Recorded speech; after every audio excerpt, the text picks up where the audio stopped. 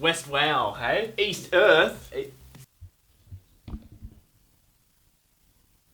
Anyway, so HBO came out all guns blazing again. That was it. They sure did. They sure did. And this first episode of Westworld is absolutely astounding. Like, incredible. It's way better than we even thought it would be. It was actually like, we were kind of sitting there just like completely stunned the whole time. I think we kind of still are about just how good it is. There is just so much to take in, so much to talk about. I mean, what an episode of TV. What not even a pilot. I mean, Like, it almost felt like a mini movie. Regardless of that being an hour and 10 minutes, so it's a long episode of TV, the amount of content that was still packed into that, like, it was so much information to take in. I'm definitely going to be rewatching it again. They gave you information just to reward you, sort of thing. Yeah, I mean, no, like, it's just- other shows would keep that information hidden and use it as subplots for their entire episode, but they're like, nah. They gave out so much in that first episode, which for me is really exciting because that means what's to come is going to be a massive overload, and I really enjoy that kind of style of storytelling. I think the main thing we kind of got from this first episode is that it is a wildly unpredictable show. Like,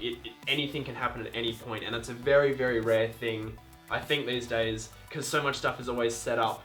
Just like absolutely incredible. I I mean, feel- let's take it back a bit. Let's actually just talk about the story for the starters, because I'm sure some people are still confused out there. Obviously, we're going to spoil pretty much everything. We're just going to talk and In a good talk way. about this first episode.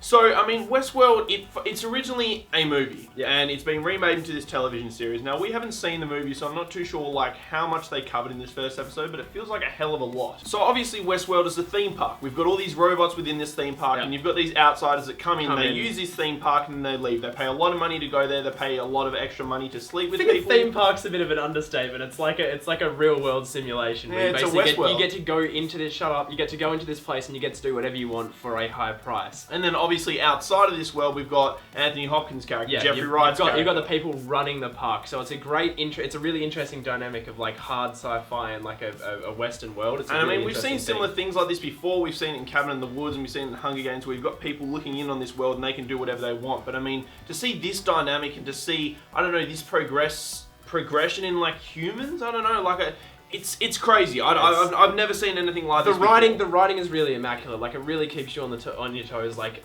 clunky exposition aside, because obviously they have to get so much information across in this episode, so it was kind of obvious when they were telling us stuff a couple of times.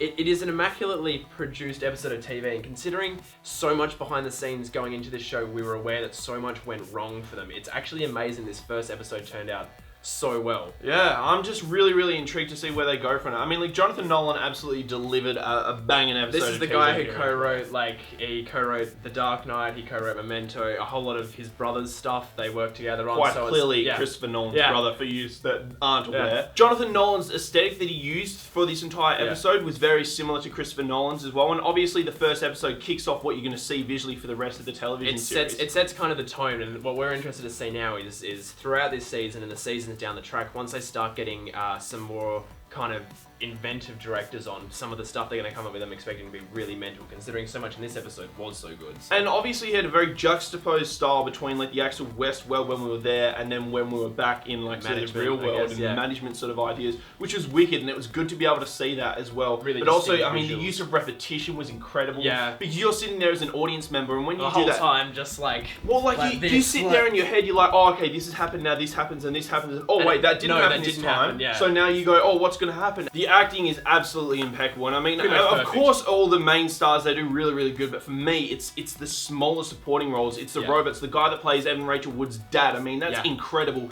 To get that much emotion from a robot, I mean, it's such a hard role to play, and they delivered so well. I must say on that note, like, the sound really enhanced a lot of the performances here. Like, there was one character during Anthony Hopkins' introduction where he's talking to one of the first kind of robot characters he made, and just the sound work just made it a little bit more, kind of believable. This guy was like really robotic moving, but just the sound effects just really sold that. Oh my god, talking about the sound, the score. Same guy that did Game of Thrones, and towards the end of that episode, guys, he did a cover of Paint It Black, and it was absolutely incredible. I mean, that scene where they're throwing it down there, they're just going nuts with the guns. That was a great shootout. Absolutely incredible. But also, I mean, like, he took so many iconic sort of like, I don't know, scores, like Western scores, and he put his own twist on it. Made it his own thing, which is really excellent. Look, we could talk about this first episode forever, but considering we still have a whole season to talk about, a whole 10 episodes, there's going to be a lot more to say in the future. What I will say now is that this is one of the best pilots of TV I've ever seen. Really, really excellent. Just personally for me, I feel like this show will quite quickly, for me, I'll prefer it over Game of Thrones. It'll excel very quickly, and I think considering Game of Thrones won't be at the Emmys next year, this is going to be the show that'll kind of slaughter most things, I feel. Yeah, I know.